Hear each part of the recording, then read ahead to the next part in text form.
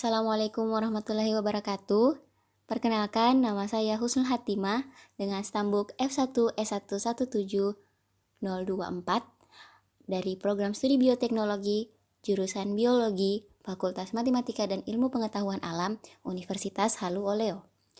Kali ini saya akan membawakan materi polusi logam berat dari tambang emas, efek lingkungan, dan strategi bakteri untuk perlawanan. Adapun pokok pembahasan yang akan dibahas pada PowerPoint kali ini, yaitu yang pertama, pertambangan, yang kedua, tambang emas, yang ketiga, limbah tambang, dan keempat, upaya bioremediasi. Langsung saja ke materi yang pertama. Menurut Undang-Undang Minerba Nomor 4 Tahun 2009 Pasal 1, menyebutkan bahwa pertambangan adalah sebagian atau seluruh tahapan kegiatan dalam rangka penelitian, pengelolaan, dan pengusahaan mineral dan batu bara yang meliputi penyelidikan umum, eksplorasi, studi kelayakan, konstruksi, penambangan, pengelolaan dan pemurnian, pengangkutan dan penjualan, serta kegiatan pasca tambang. Industri pertambangan mineral dan migas dapat berkembang pesat karena saat ini kebutuhan dan permintaannya terus meningkat bersama dengan pertumbuhan jumlah penduduk dan kesejahteraannya.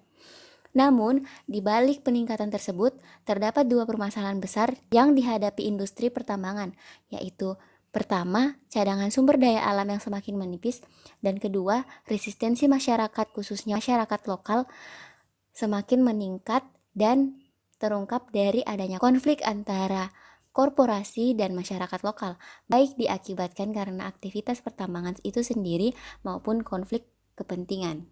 Tambang emas. Emas adalah logam yang berat dengan warna kuning yang khas. Dalam bentuk bubuk, warnanya coklat kemerahan. Logam ini melebur pada suhu 106 derajat Celcius.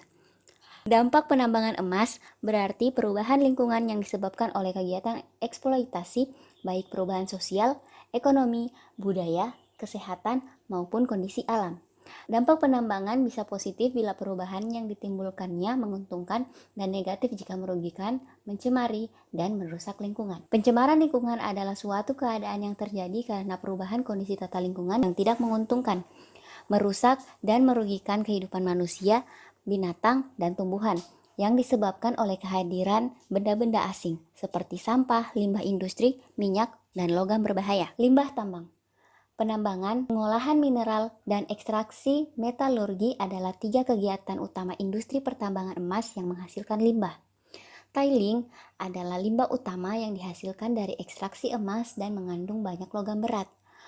Polusi lingkungan dari tambang emas terutama terkait dengan pelepasan unsur-unsur berbahaya dari tiling dan limbah tambang lainnya.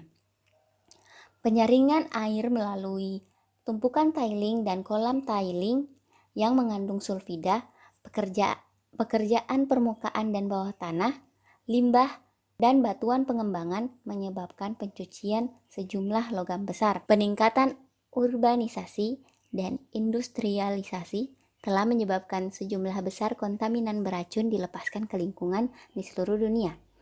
Beberapa kontaminan ini muncul secara alami, tetapi sumber antropogenik, terutama kegiatan penambangan, telah memberikan kontribusi yang signifikan terhadap peningkatannya. Meskipun penambangan memberikan manfaat sosial dan ekonomi yang sangat besar bagi negara-negara, dampak buruk jangka panjang pada lingkungan dan kesehatan masyarakat tidak dapat diabaikan. Upaya bioremediasi terdiri atas tiga, yaitu bioakumulasi, biosorpsi, dan biotransformasi.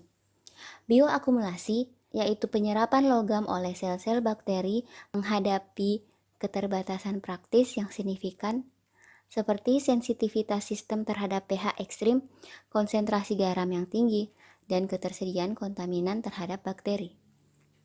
Mekanisme ini berlangsung pada modifikasi lingkungan ketersediaan dan toksisitas logam, sifat biokimia dan struktural intrinsik, serta adaptasi genik dan fisiologis. Hal ini termasuk dalam kategori pompa ion, saluran ion, transportasi yang dimediasi pembawa, endositosis, permeasi kompleks, dan permeasi lipid. Contoh khas dari mekanisme aktif ini terlihat pada pengangkutan Zn, Pb, Cu, Cr, dan N. Kemudian biosorpsi. Biosorpsi tergantung pada metabolisme sel karena berhubungan dengan sistem pertahanan aktif mikroorganisme. Logam diangkut melintasi membran sel yang mengakibatkan akumulasi logam intraseluler. Biosorpsi menggunakan biomasa mati terjadi karena interaksi fisikokimia antara logam dan kelompok-kelompok fungsional hadir pada permukaan sel-sel mikroba. Penyerapan pasif logam ini cepat dan tidak dibalik, dan contohnya adalah absorpsi fisik, pertukaran ion, dan penyerapan kimia.